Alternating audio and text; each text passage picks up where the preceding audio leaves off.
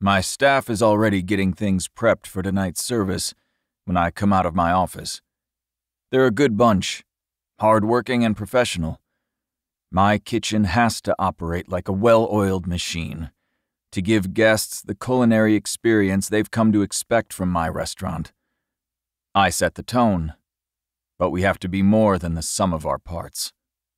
I've been fortunate to find some great people that I can count on.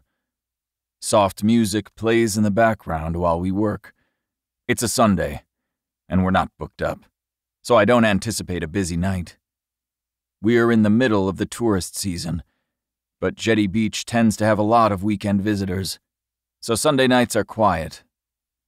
Last night was a madhouse, so I'm sure we'll all be glad for a slight reprieve. The first orders come in, and I'm lost in my work, hardly paying attention to what's going on around me.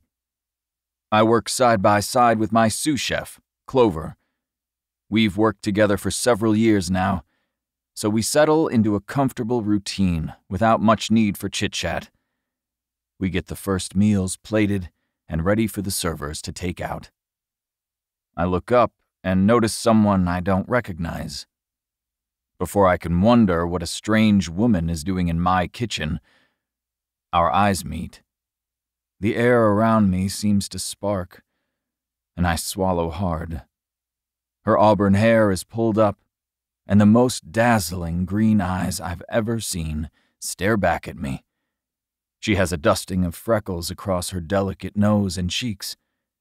She starts to give me a shy smile, but it fades as I watch her. Sam, one of my head servers, leans in and says something to her. They grab the plated meals and walk back to the dining room. "Clover, who was that?" Clover glances at me. "Who was what?" "The woman with Sam who just took table 4's dinner."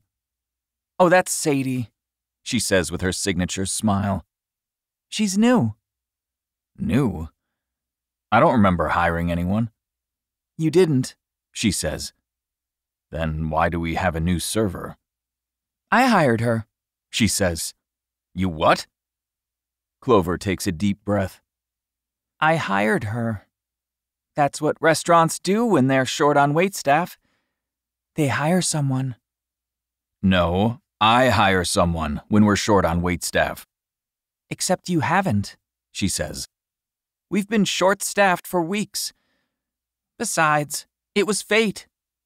You expect me to argue with fate?" "Oh boy," I say.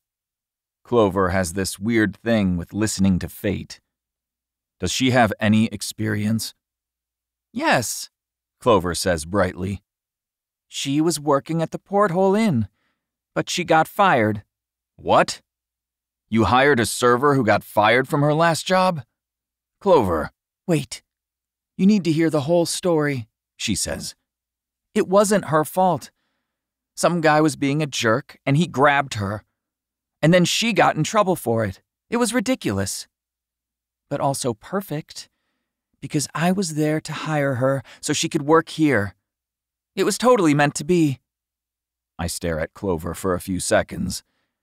I'm sure that train of logic makes perfect sense to her. But she can't just hire someone without telling me. I do the hiring around here. "Clover, I know you were just trying to help, but..." Sadie comes back in the kitchen, and I stop talking. Sam takes her over to the prep station. Apparently, Clover already has Sam training her. Well, it's efficient. I'll give them that. Sadie meets my eyes again. They're huge and pleading with me, as if she knows she wasn't hired under normal circumstances.